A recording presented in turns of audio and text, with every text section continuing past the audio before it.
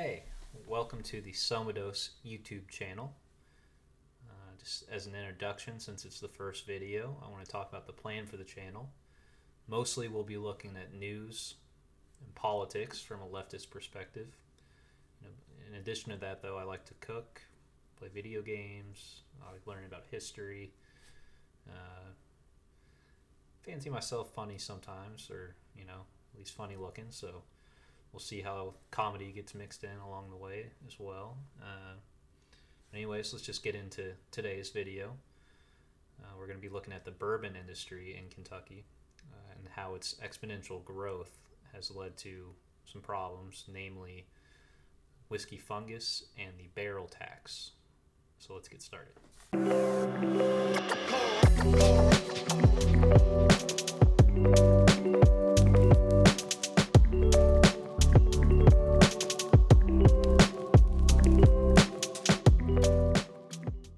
First of all, quick shout out to Lexington Herald-Leader for great reporting on this issue. Their articles kept me informed, interested on the issue. I've compiled some of their information with some others with two goals in mind. First, I'll be making the argument for keeping the barrel tax. Second, I'll be highlighting the nuisance of whiskey fungus and arguing that is evidence of corporations socializing their costs onto citizens and just their general refusal to pay for the issue and therefore address it. So let's get right into the background of whiskey fungus. It's existed throughout time, but since humans began commercial distilleries, it has proliferated in those vicinities. What's interesting is that until 2007, no one was sure exactly how or why the fungus would proliferate around distilleries and barrel warehouses.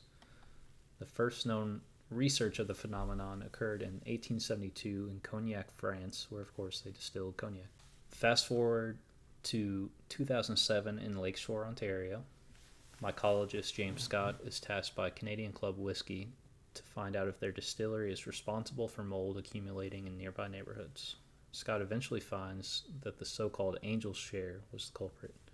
Now, angel share is the whiskey or bourbon that, while aging in the barrels, evaporates. It is estimated that each year about 2% by volume evaporates. So say 10 years, that'd be based on compounding 18% of the total volume. This alcohol evaporates as ethanol. It's more dense than the atmosphere, so it falls back down to the ground, usually within a mile or so of the barrels, depending on the wind. So really, you could say it's more accurately Satan's share if you're really going to name the process based on religion, since, of course, Satan was a fallen angel. Anyways, when this ethanol combines with moisture, the perfect environment for whiskey fungus is created. Whiskey fungus, like many funguses, uses ethanol for nutrition. However, it uniquely utilizes ethanol to activate a heat shock protein in the machinery of its cells. This mutation gives whiskey fungus the ability to withstand extreme heat conditions like roofing or even aluminum side panels, etc. It's even been able to grow on stainless steel, which is crazy. They call it whiskey fungus, a dark black mold that attaches itself to homes, cars, children's toys, almost anything it touches. Scientists say it feeds on ethanol. When whiskey is produced, some of it evaporates into the wind, poetically called the angel share. That's the ethanol. But in Kentucky, it's leaving a devil of a mess. According to current research, whiskey fungus does not create adverse health effects on humans, animals, or trees,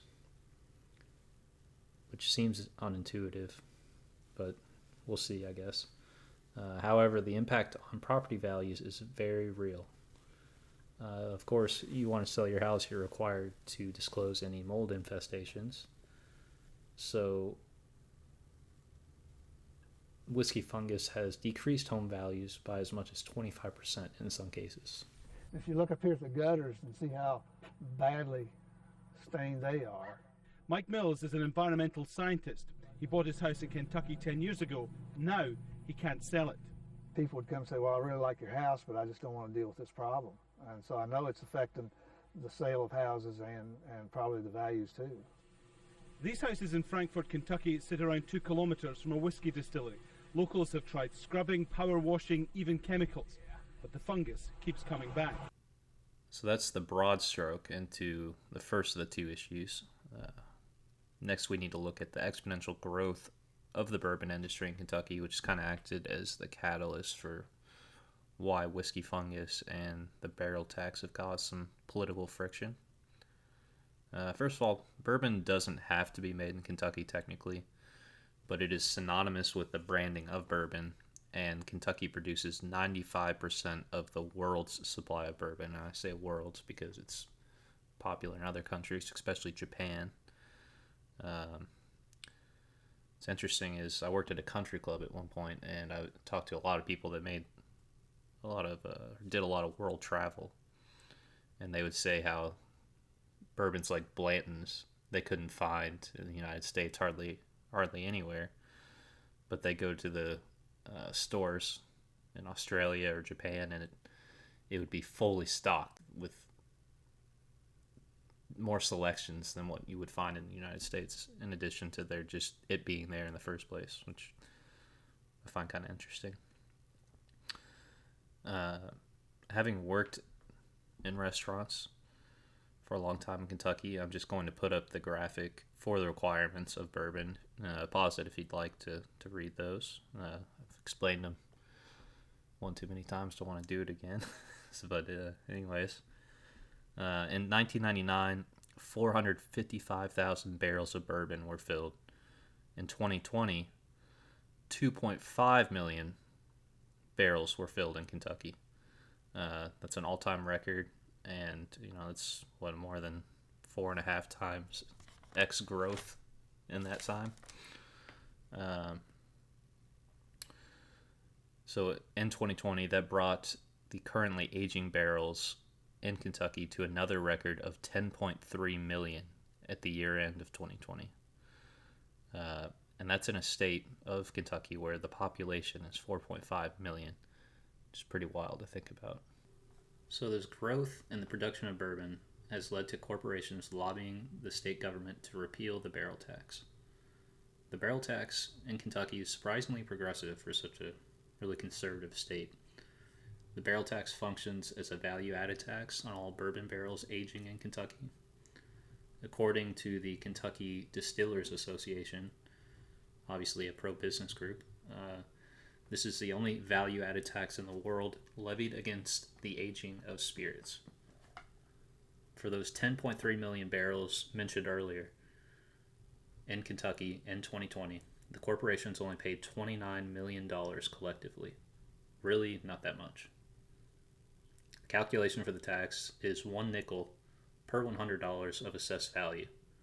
So to begin with, we're talking about 0.05% of a tax, yet this is still a bridge too far for these corporations. According to the Kentucky Revenue Department, those 2020 barrels had a total appraised tax value of $3.8 billion. So the discussion, to me, if it were in good faith and not hijacked by lobbyists, would start with the question of whether it should be increased, that being the barrel tax. Especially when you consider that these tax revenues go directly towards funding fire departments and schools in the mostly rural counties where these distilleries are located. In addition to whiskey fungus and generally alcohol being bad for people, there's an additional societal cost imposed by these bourbon warehouses, and that is the risk of extremely problematic fires. On July 2nd, 2019, a Jim Beam barrel warehouse burnt down after being struck by lightning. The warehouse contained over 45,000 barrels of bourbon. As you can see, it's a massive fire. Luckily, the fire departments, and that's plural, were able to put out a second warehouse that had caught fire before it got out of control. Besides the fire, there was also a fish kill event where the runoff from the fire killed about 1,000 fish. After the video, I'll put up a picture of that from the Herald Leader. 40 firefighters from 5 jurisdictions were required to put that out. The primary county where this occurred was Woodford County. Annually, the Woodford County Fire Department receives $112,000 in funding from the barrel tax. And that is just the funding for one of the 5 jurisdictions that were required to put out this disaster. By repealing the barrel tax, a scenario will be created where there will be more warehouses liable to create problematic fires and less firefighters around to deal with them. Less funding directly affects the amount of firefighters a county can employ. It's really just disgusting to me that in one breath we have the Jim Beam spokesman saying that they are thanking the brave firefighters, which they are very brave, and that's not disputed. But at the same time, while she's praising their braveness, their lobbyists are attempting to sweep the funding from under their feet. Let's now talk about the motivation for the bourbon industry to want the barrel tax repealed. In 2014, the bourbon industry successfully lobbied the Kentucky state legislature into creating a rebate of corporate state income tax redeemable up to the amount paid in barrel taxes for every dollar of capital investment within Kentucky. In 2018, however, Kentucky changed the way it calculated corporate state income tax to, you guessed it, appease large multi-state corporations. Now brace yourself for impact, because this next bit is pretty appalling. These poor, downtrodden, browbeaten multi-state corporations, due to their property and payroll now being excluded in the calculation of their corporate state income tax, are now paying so little in state tax that they can't fully utilize the 2014 barrel tax and the capital investment rebate. The entitlement that these corporations exhibit in demanding welfare is in fact the same thing that you would see Christian nationalist Tucker Carlson strawman the left about on his daily white power hour, or whatever Fox is calling it these days. Whiskey Fungus is an example of socialized costs because there is a solution to drastically reduce its proliferation around barrel warehouses. For instance, brandy distilleries in California refute the claim of the Kentucky bourbon industry and assert that the use of thermal oxidizers in no way affects the final quality of its product. This was an argument that the Kentucky bourbon industry used, among others, in the case of Merrick v. Diageo, where a Louisville man sued the bourbon producer for the proliferation of whiskey fungus on his own commercial property. As I mentioned, California brandy distillers use thermal oxidizers to decompose the ethanol vapor released when they age their brandy in barrels into smaller compounds, including water and CO2. The oxidizers cost $400,000 to install, roughly. Now, of course, that is the pushback. That's the quiet part that the bourbon industry won't say out loud. Even though, they publicly argue that they just want tax breaks so they can create more jobs. Well, here they have a golden opportunity to create a whole industry of manufacturing and installing of thermal oxidizers. But for some reason, creating these jobs isn't that important, even though they would undeniably make a positive impact on the people nearby their warehouses. It comes down to profits. When corporations talk about creating jobs, they really only view the creation of them as a necessity to achieving profits through exploiting the value of the labor of the jobs. But when speaking to the American public, job creation is blindly assumed to be positive.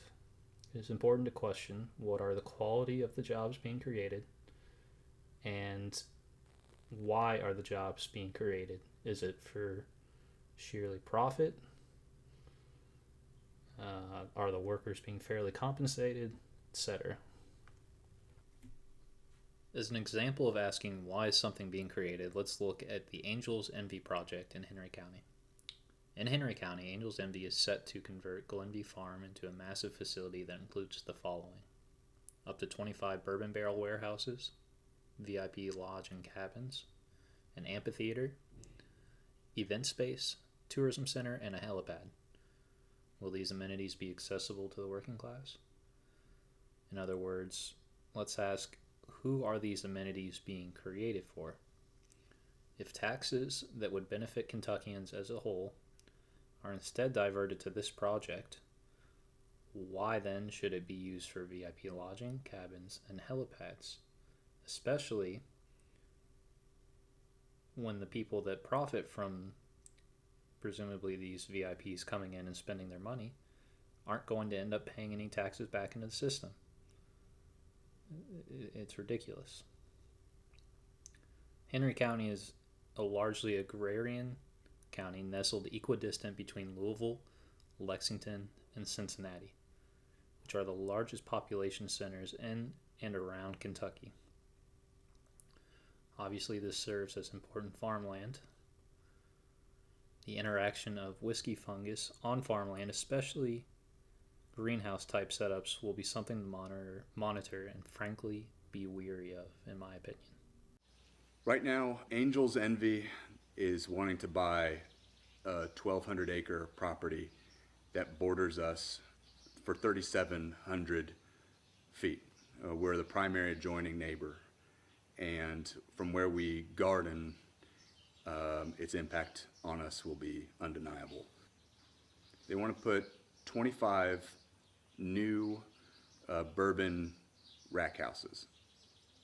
And there would be, from their plan, about 40,000 square foot each. So maybe 30,000 barrels per warehouse. They've claimed that the development that they want to do and the rezoning that they want to do fits seamlessly in our rural character. And I think they know nothing about our rural character. And that this wouldn't fit in. This would change. This project is a huge economic endeavor, and it doesn't fit in with a lot of people's, including mine, our agrarian vision for the future. No mistake about it, it's industrialization of a farming community. And I don't think it's the kind of development that will attract the next generation of young farmers to want to farm here. Finally, we get to the case of Nelson County. Nelson County, like many small counties in Kentucky, find the revenues from barrel taxes offered by expanding distilleries to be a very tempting prospect. In the same way that Jeff Bezos pitted large U.S. cities against each other in a bidding war for its new corporate headquarters, I believe it ended up in New York, some bourbon distillers have done the same thing with Kentucky counties. Nelson County eliminated property taxes for distilleries for 30 years by bringing their total outstanding industrial bonds to $1 billion. They did so with the understanding that they would be collecting barrel taxes to offset their investment. Now, with 35 to 55 more bourbon warehouses that have been committed to be built, Nelson County, that is, would just be left holding one heavy bag of losses were the barrel tax to be repealed. This is just another example of how corporations hide the ball with their public discourse. The corporations bargained with local counties, assuring them that they'd collect the barrel taxes, and now once the corporations have gotten the lucrative tax breaks to build the new facilities, they're attempting to pull the rug out from under the local governments. On a final note, costs are more than what shows up as debits and credits in an accounting firm. When a corporation negatively impacts the community through the creation of unhealthy products, pollution, etc., these costs don't affect shareholders, but do in a very real way affect the communities they operate within. What kind of neighbor will they be? If my brother were here, that'd be his question as much as mine. Both of us would ask it, knowing the importance of that word neighbor in our tradition. Love your neighbor as yourself. Another friend of mine calls this a law that can't be enforced, but it's absolutely necessary. If we all abandoned our neighbors, we couldn't last. We couldn't live. But whenever has that law been subscribed to by an industrial corporation? It doesn't do that. It competes with its neighbors. It puts its neighbors into competition with each other. Those are 25 huge warehouses right in the middle of farm country. And those are very good farms. I've known those farms all my life. The Bishop place, the Rankley place, the Mahan place, and so on. The bulldozers will be there before anybody else to give the land a new shape that it'll never get over, not in human time.